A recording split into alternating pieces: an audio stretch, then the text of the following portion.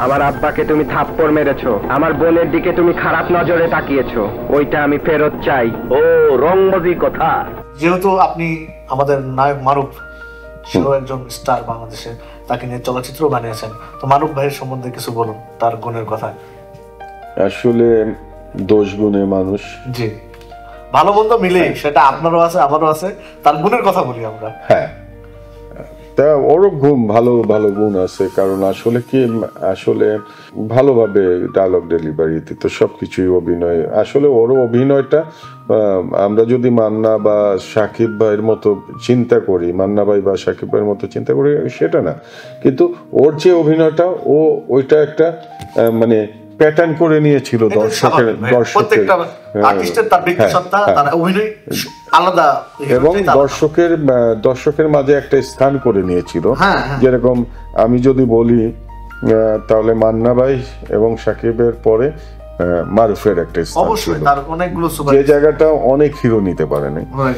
এবং মারুফ আসলে আমাদেরকে বিনয়ী ছিল, সবাইকে সম্মান করতো। অনেকে অ্যাকশন ছবি করে বিধায় মনে করতো যে হয়তোবা মারুফ ও বেয়াদব, বাট মারুফ খুব ভালো ছিল এবং কাজকর্ম সবই ভালোভাবেই করতো। তো এই যে মার্কেটে নেই মারুফ ভাই, এটার পিছনে মারুফ ভাইয়ের কোনো দায়বদ্ধতা আছে কিনা?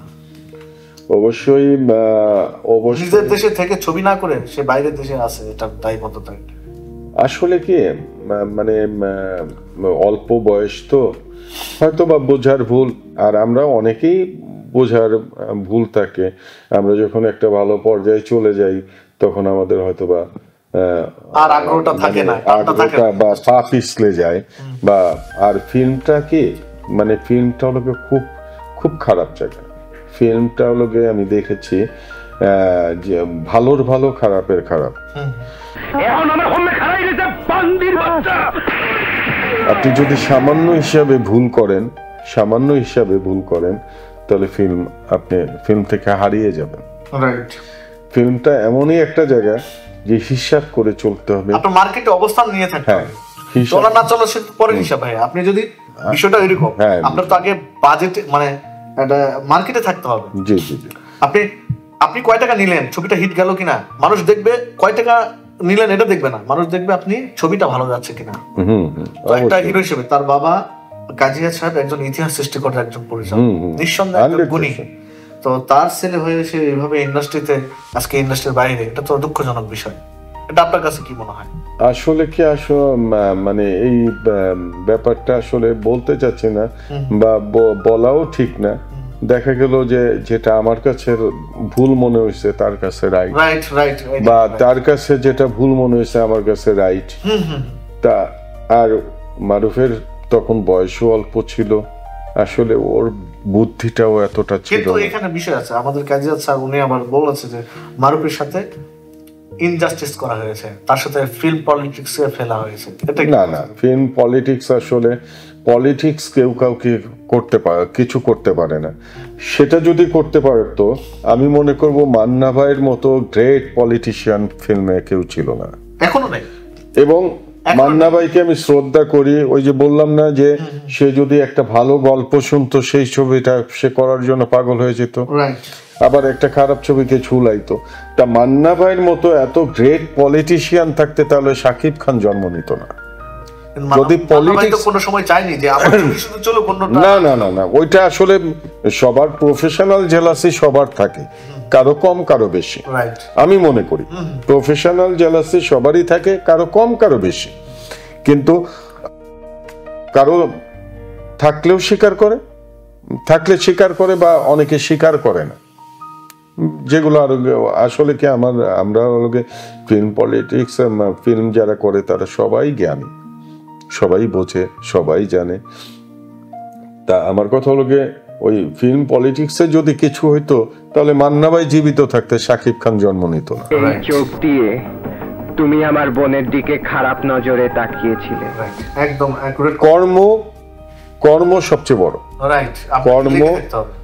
কর্ম এবং মানুষের মানে কি বলবো, চেষ্টা, পরিশ্রম, সাধনা। আর ফিল্মটা হলো ফুললি সাধনা, এবং সাধনার সাথে আস্তে আস্তে পলিটিক্স।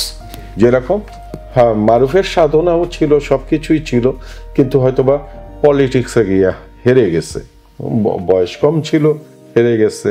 তারপরে অল্প বয়সে একটু কয়েকটা ছবি হিট পেয়েছে বা ভালো হয়েছে, তখন সে নিজেকে আর ধরে রাখতে পারে নাই, এমনটাও হতে পারে আমি মনে করি।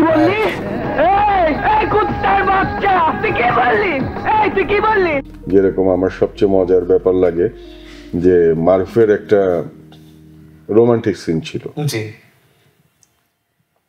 তাই রোমান্টিক সিনটা ছিল এরকম যে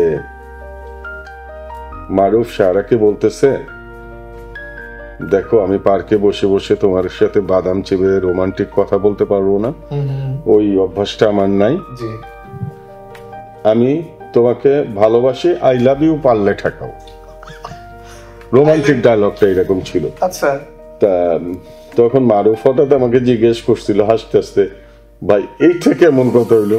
আমি আপনাকে ভালোবাসি, আই লাভ ইউ পারলে ঠেকাও, ইজ দ্যাট ক্লিয়ার? তাই আমি ভালোবাসি পারলে ঠেকাও। তা সে বললো যে ভাই এটা কোনো কথা হইলো?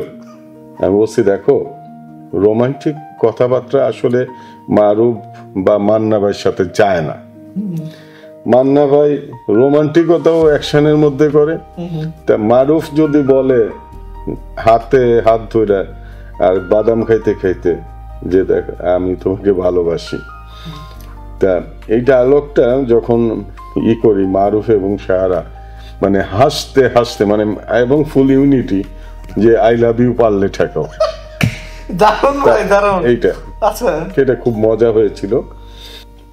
আর আপনার এই ছবিতে কোনো অনাকাঙ্ক্ষিত ঘটনা বা কোনো রকমের কোনো ঝামেলা হয়েছে কি? না, ইনশাল্লাহ আমার এই ছবিতে তেমন কোনো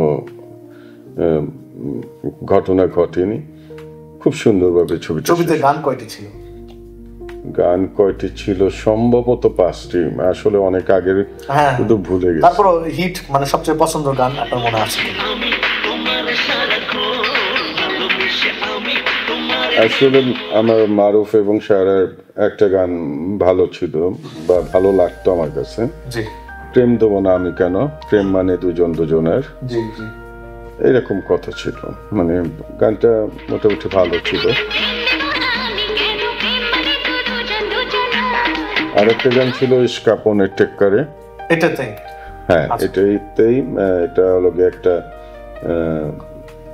মানে আইটেম সং ছিল।